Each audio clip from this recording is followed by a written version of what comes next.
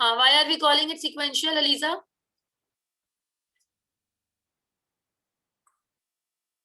Because it is moving bit by bit. Got it?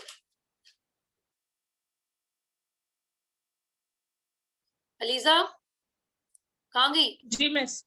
हाँ, जी miss. Moving bit by bit. हम flip flops में दो तरह के फ्लिप फ्लॉप्स पढ़ेंगे, एसआर एंड जेके, और फिर हम ये देखेंगे किस तरीके से इसके अंदर डेटा स्टोर होता है। Basically it's sequential logic. Sequential logic के अंदर जो हमारा किसी भी गेट का आउटपुट होता है, that would be considered as an input in the other gate of the circuit, and then it would basically the history of the input would be considered as the output. अच्छा, purpose इसका ये होता है, एसरैम और CPU registers के अंदर use होते हैं। Flip flop basically is the synonym of latch. Latch का पर्पस ये होता है कि जो भी चीज अंदर होती है वो रिमेन्स इनसाइड द रूम, और जो बाहर होती है वो बाहर। ठीक है, तो ये हम फ्लिप फ्लॉप्स यूज कर रहे हैं, और इसका पर्पस भी यही है कि हमारा डेटा ट्रैप रहे, जो भी सर्किट के अंदर डेटा है वो बाहर ना जाए। It would again B use in the same circuit. अगर कि पूरे डेटा के अंदर हमारे पास जितनी बिट्स होंगी उतने ही फ्लिप फ्लॉप्स यूज होंगे। For example, if 1 byte is there with 8 bits, so हमारे पास 8 फ्लिप फ्लॉप यूज होंगे उस पूरे सर्किट के अंदर, so that data would be written in that and trapped in the circuit. दो तरह के हमारे पास। अच्छा, इससे पहले हम लोग क्लॉक का देख लेते हैं। क्लॉक हमने देखा था, क्लॉक के अंदर या तो क्लॉक हाई होगी या लो होगी, यानी this is low then this is high. It can either be 0 or 1, and it actually controls the movement of data in the sequential bit. समझ आ गई? So that's basically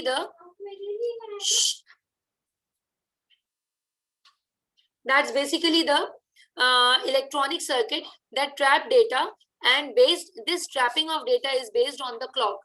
Clock basically क्या कर रहा है? आपकी जो movement of data है उसको control कर रहा होता है, ठीक है? And इसकी it actually decides the performance of the CPU or the registers or the SRAM. ठीक है, हमने दो तरह की रैम्स पढ़ी थी, SRAM एंड DRAM। SRAM और DRAM में फर्क ये था, एक स्टैटिक होती है, एक डायनामिक होती है। ठीक है, और SRAM के अंदर हमने सिर्फ फ्लिप फ्लॉप्स का नाम पढ़ा था ओ लेवल्स के अंदर, but now we are discussing it in detail, what are the types of flip flops and how do they work and what is the difference and weaknesses between these two. Zainab, कोई confusion है? मैं बहुत जल्दी जल्दी बता रही हूँ ये, बिकॉज ये बेसिक थी, उसके बाद मैं आगे जा रही हूँ।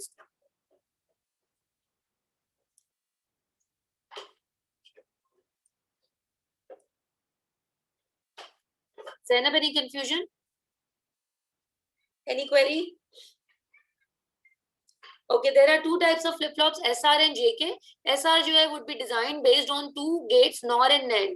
और जो JK है, that is basically the advanced version of SR flip-flop. So first we would do SR flip-flop, how it works, and how would you make the circuit along with the truth table of it, and then we would see कि यही इसी को extended version SR का किस तरीके से use होगा JK flip-flop के अंदर। JK S और R, S stands for set and R for reset। ठीक है, अब हम क्या कर रहे हैं, हम यहाँ पे हम और गेट को देख लेते हैं पहले। और गेट, दो गेट्स हमारे पास, नॉर एंड नैंड। तो पहले हम और देख लेते हैं, और का फंक्शन किस तरीके से होता है। 0 0 1 0 0 1 and 1 1। What would be the output of it, Zainab?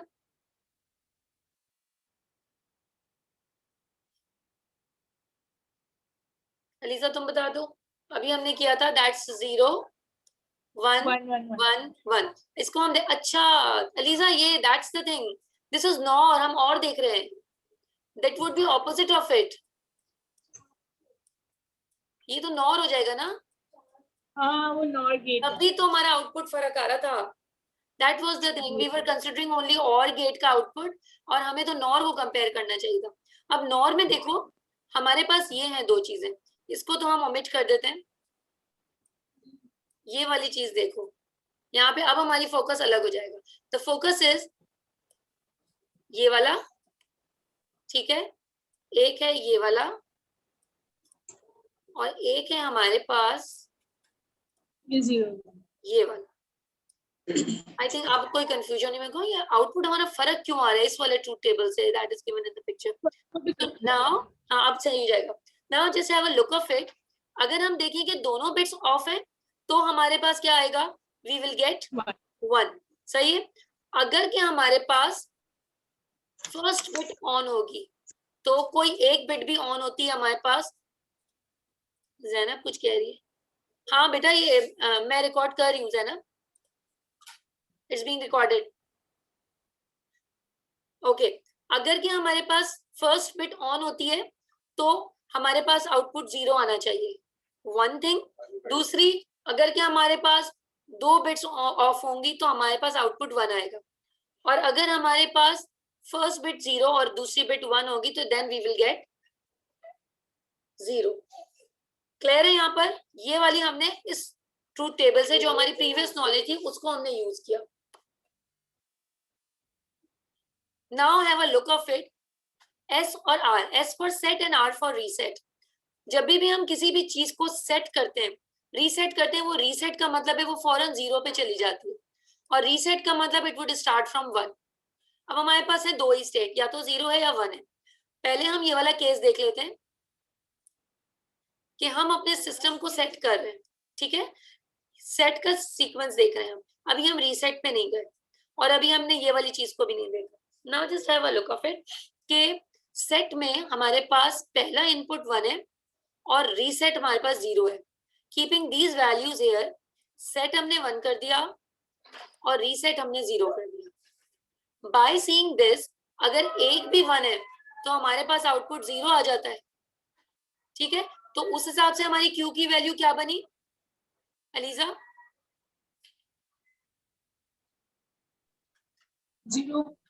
0। ये 0 यहाँ पे इनपुट गया, and when we have got both the zeros we will get the value 1। so यहाँ पे q नॉट क्या आ गया? 1। is it complementing each other? like हमारी verification automatically होती रहेगी, जो q का रिजल्ट होगा q नॉट उसका ऑपोजिट आएगा, तो समझो we are on a right track. Is it going logically correct? 0 और 1 जी। ठीक है। एक चीज जो मैं अभी भूल गई बताना ज़ैनब, व्हेन यू ज्वाइन, कि या तो हम एक वक्त में सेट करेंगे या फिर हम रीसेट करेंगे, ठीक है। दोनों स्टेट्स एक टाइम पे नहीं हो सकती, या तो सेट होगा या रीसेट होगा। लॉजिकली भी देखा जाए तो इट्स प्रूवन। तो अब देखो हमारे पास हमने क्या किया, सेट की वैल्यू वी हैव रिटेन, अब हमने रीसेट, इसी सेट की पोजीशन को सेट करके यानी कंटिन्यू किया, और हमने रीसेट की वैल्यू को सिर्फ चेंज किया, यानी कि हम सिर्फ इसको फर्क कर रहे हैं, and then we would see the impact of it। अब हम क्या करेंगे, हम इसको इरेज कर देते हैं क्योंकि हमें अपने आउटपुट को इम्पैक्ट देखना है। नाउ सी, सेट 1 है और रीसेट भी 1 है। अब देखो अगर एक भी इनपुट 1 होता है तो हमारे पास आउटपुट 0 आ जाता है, ठीक। 0 के बाद it is taken as an input, और फिर वही बात कि अगर एक 0 और एक 1 है, ये वाली सिचुएशन, तो तब भी हमारे पास क्या होगा? 1 0 1, ठीक है। Is it clear Aliza? Is it clear? जी मिस।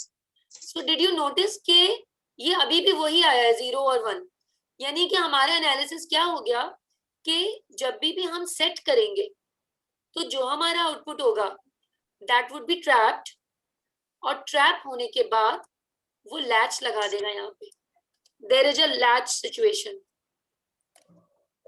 ये लैच करने का मतलब ये है जो चीज ट्रैप है, जो चीज आउटपुट है वो इनपुट ही रहे, वो इनपुट बन जाएगी और वही सेम आउटपुट रिपीट होगा। There is no change in the output, and it has proven in this analysis.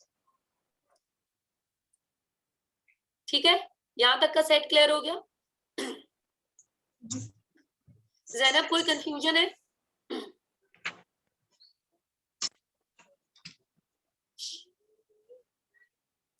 Zainab, is there any confusion in it?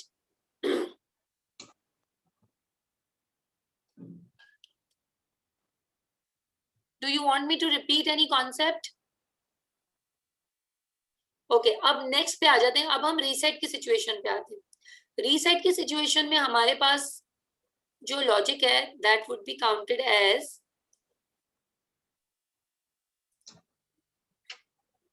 Reset में हम वैल्यू को 0 करेंगे, ये वाली सिचुएशन।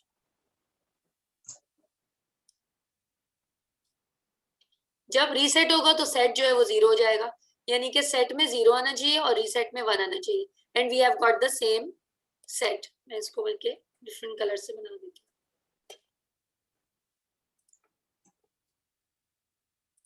अब हम ये वाला सिचुएशन डील कर रहे हैं, ये वाला, ठीक है। इसको अब हम वैल्यू इनपुट लेते हैं। सेट की वैल्यू हमारे पास आ गई 0 और रीसेट की वैल्यू आ गई 1। अगर कि हमारे पास कोई भी वैल्यू 0 है तो आउटपुट हमारे पास क्या आना चाहिए? सेट वैल्यू, फोन देना। हाँ जैनब आप बताओ, इस केस में हमारे पास यहाँ पे क्या होना चाहिए?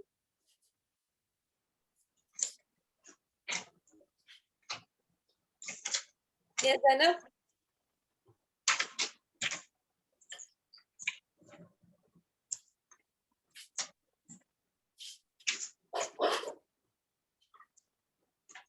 क्यू की वैल्यू क्या होगी जैनब? अब रीसेट करें ना, अगर एक भी 1 है तो क्या होगा? 1 1। अब 0 है यहाँ पे, तो 0 में अगर हम करेंगे S0 और R1, हमारे पास आउटपुट आ जाएगा 0, ठीक है, because of the presence of 0। एक भी 0 होता है, विदाउट हैविंग एनी कंसिडरेशन हम क्या कर लेते हैं, उसका 0 आउटपुट कर देते हैं। तो हमने यहाँ पे 0 किया, यही सेम इनपुट यहाँ पे भी किया, और 0 और 1 हमें क्या रिजल्ट देगा? 0। लेकिन नहीं, ये तो 1 आना चाहिए। एक मिनट दोबारा देखते हैं आउटपुट हमारा। यहाँ पे हमारे पास रीसेट 1 है और सेट 0 है, तो हमारा इसका 0 और 1, तो आउटपुट 1 आएगा ना? इसका आउटपुट 1 आएगा, इसका आउटपुट 1 आएगा। फिर हम इस आउटपुट, इसी इनपुट को एज एन आउटपुट लेंगे 1 और 1, तो ये हमें आउटपुट दे देगा 0। Now have you seen this कि ये आपको चाहिए?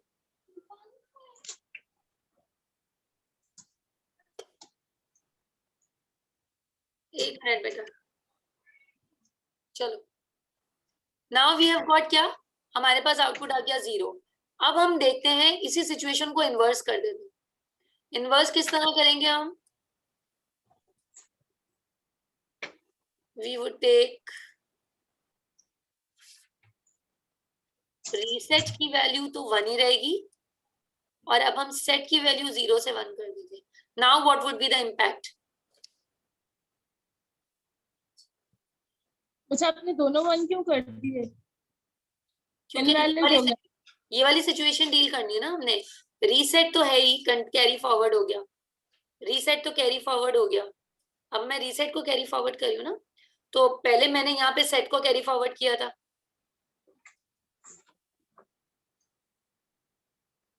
अच्छा, इनवैलिड नहीं हो गया? कैसे? अभी इनवैलिड नहीं हुआ ये, अभी इनवैलिड सिचुएशन तो आई नहीं है, अभी सब वैलिड जाएगा। इनिशियली हमने सेट को 1 किया था, फिर रीसेट को 0 किया था, और इसको कैरी फॉरवर्ड करके, क्योंकि ये ट्रैप हो गया था, इसी को कैरी फॉरवर्ड करके हमने रीसेट को 1 कर दिया था। ये ऑलरेडी सेट है, सही है।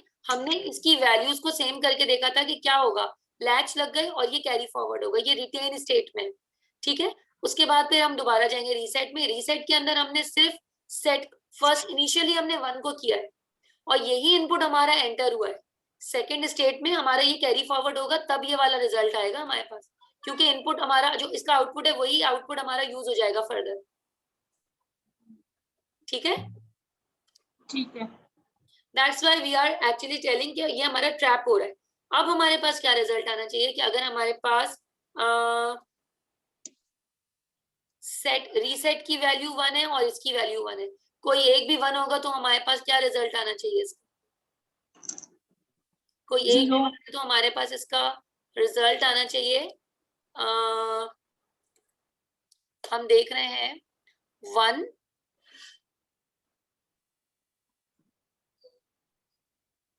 1 1 1 1 में क्या होना चाहिए हमारे पास? एक भी 1 है तो 0, और अगर कि ये 0 कैरी फॉरवर्ड हो रहा है यहाँ पे 0 1 की वजह से हमारे पास क्या आ जाएगा? 1।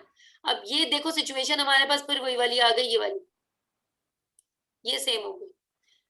यहाँ पे जैसे ही हमारे पास सिचुएशन आती है सेट की, और रीसेट की, तो हम लोग पहले जैसे ही स्टार्ट होता है वो दूसरी वाली स्टेट में वो रिटेन करता है, लैच हुआ, रिटेन हुआ। यहाँ पे जब हम रीसेट करेंगे तब भी लैच होगा और यहाँ पे रिटेन हो जाए। बट द लास्ट सिचुएशन में हम क्या करते हैं, लास्ट हमारी सिचुएशन क्या होगी कि हम दोनों को सेम कर देते हैं। दोनों को सेम करने का मतलब है या तो हम दोनों को 0 कर दें या हम दोनों को 1 कर दें। इन दोनों में से हम कोई एक सिचुएशन देखते हैं। सपोज हम ये 1 वाली देखते हैं, 1 वाली में हमारे पास क्या रिजल्ट आ रहा है, अगर कि फर्स्ट हमारा इनपुट 1 होगा तो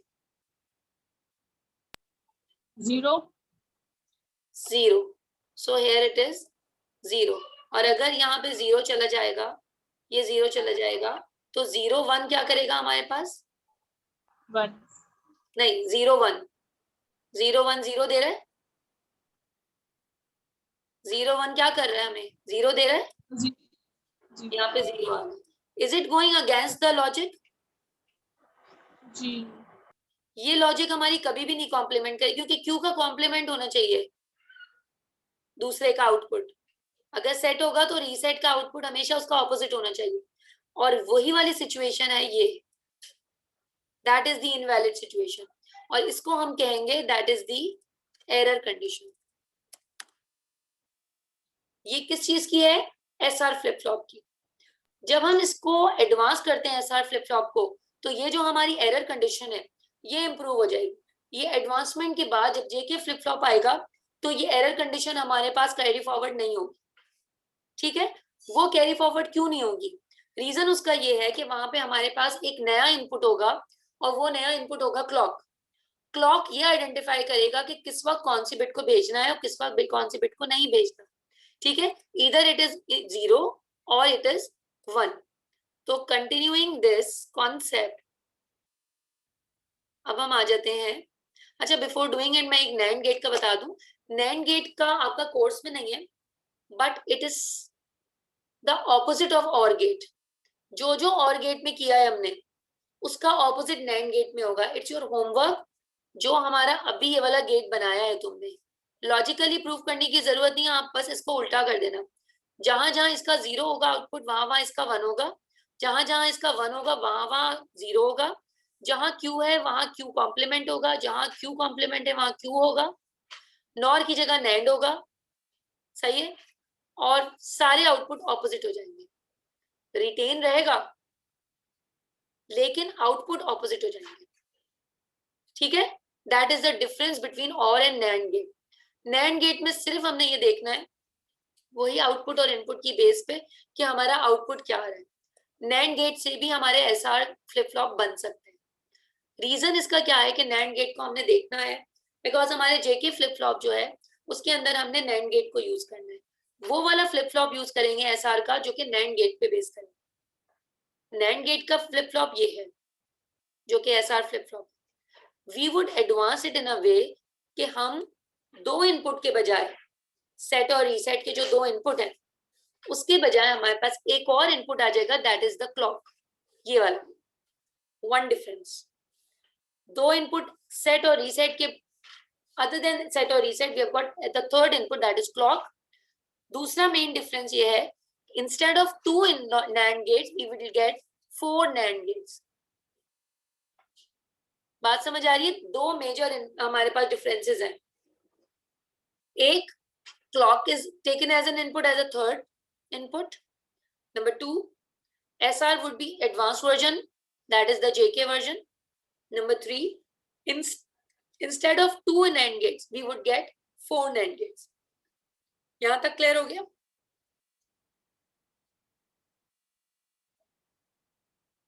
अलीजा, इज इट क्लियर यहां तक का?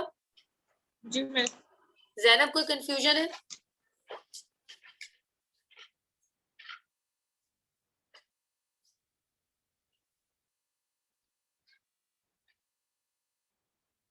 No problem. ओके, अब देखना है हमने how it works. We don't bother about this truth table, हमने ये देखना है कि ये वर्क कैसे कर रहा है, क्लॉक किस तरीके से इसमें इम्पैक्ट कर रही है। That's the main thing that we need to focus, क्योंकि एसआर फ्लिप फ्लॉप की वर्किंग हम कर चुके हैं, अब हम वर्किंग पे नहीं जाएंगे। एक बात हमने इसमें माइंड में रखनी है, whenever the clock pulse is high, this one clock pulse high होगी तो इट मीन्स इसकी वैल्यू 1 होगी। अगर के क्लॉक पल्स हाई होगी या ऑन होगी, then it would create a difference in the output. Otherwise, there is no difference, there is no change, there is no impact in the JK output. पहली चीज समझ आ गई? जी मिस। अच्छा, दूसरी चीज, अगर के लो होगा, नो डिफरेंस। अब देखो जो बात मैं बोल रही हूँ, this is the high state clock, ठीक है, ये इनपुट है हमारे पास, ये इनपुट है। अब हम ये ओवरऑल देख रहे हैं कि एक पूरा सर्किट है ये, ठीक है। अगर के हाई क्लॉक होगी, then it would be showing an output and it is the same output, जो इनपुट होगा वही आउटपुट होगा, ठीक है।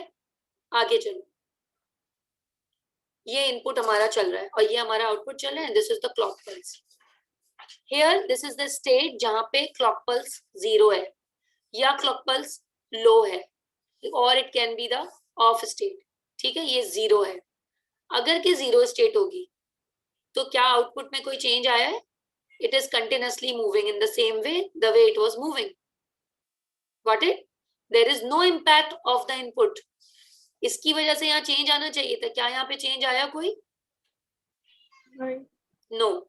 सो दिस इज प्रूवन, अगर क्लॉक पल्स हाई होगी तो आउटपुट जनरेट होगा, अगर क्लॉक पल्स लो होगी तो there is no impact on the output, ठीक है।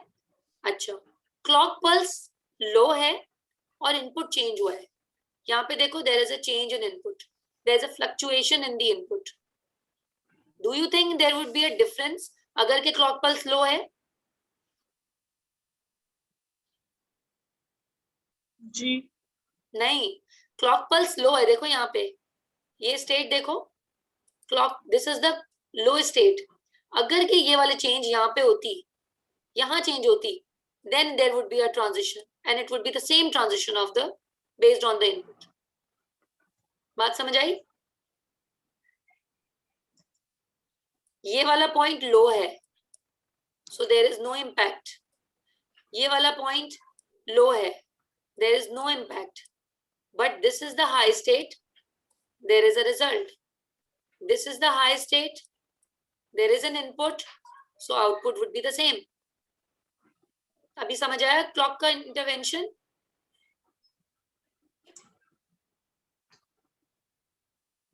नहीं Is it clear? No miss. दोबारा समझाती हूँ। ये देखो, ये इनपुट है मेरे पास, इस इनपुट के वक्त क्लॉक पल्स हाई है या लो है? हाई। हाई।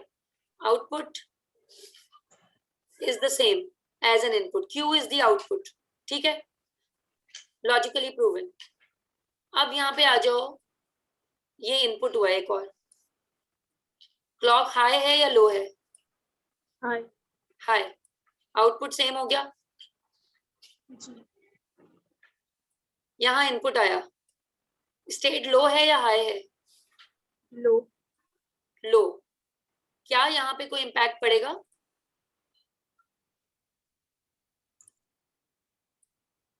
क्या यहाँ पे इम्पैक्ट पड़ा?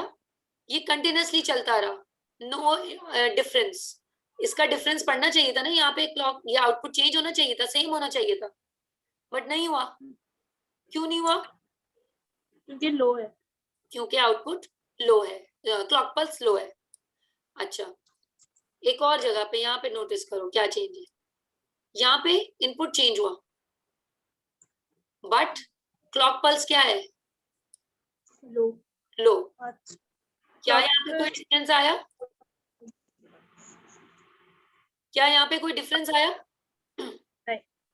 बिट ऑटोमेटिकली मूव होती रही, एसआर फ्लिप फ्लॉप अपना काम कर रहा है, डेटा ट्रैप्ड है, बात समझ आई यहाँ पे मैं क्या कहना चाह रही हूँ?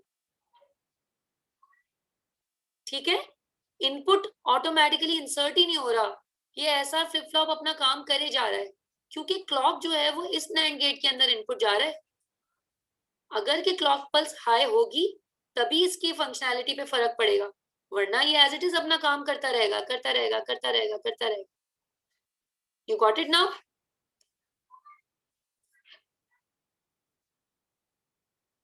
समझ आया Lisa?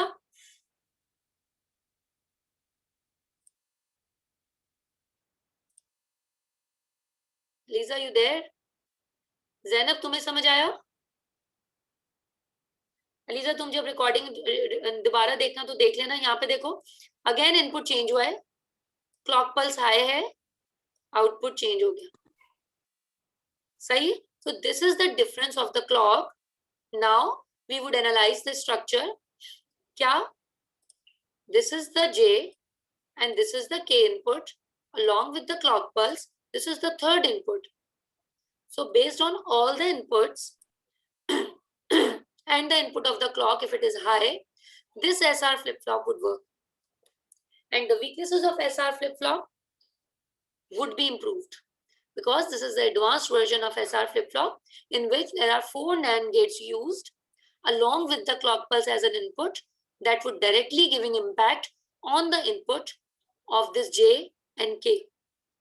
If this is high, this would be high only in that case if SR is busy, if SR is not busy. If SR is busy, it won't generate the signal कि तुम्हें input भेजना है. So now are you clear? Zainab? Ji. Oh, Aliza. Aliza, are you clear now? Zainab, तुम बताओ, are you clear?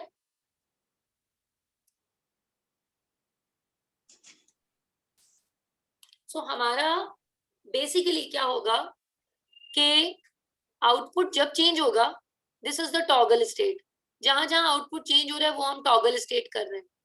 Toggle कहाँ कहाँ होगा? जहां जहां हमारे पास राइजिंग एज होगा। राइजिंग एज का मतलब क्लॉक पल्स की स्टेट हाई है, सही है? वही वही टॉगल होगा जहां जहां हमारे पास क्लॉक पल्स होगी, वही वही इनपुट इंपैक्ट करेगा, अदरवाइज इनपुट का कोई असर नहीं होगा। So that's the end of this flip flop lecture. ठीक है? Any confusion so far?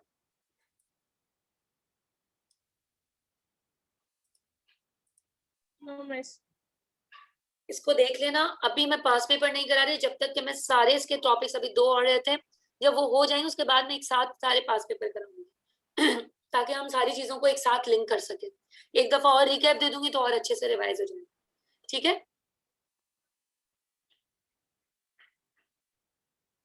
Okay, now let's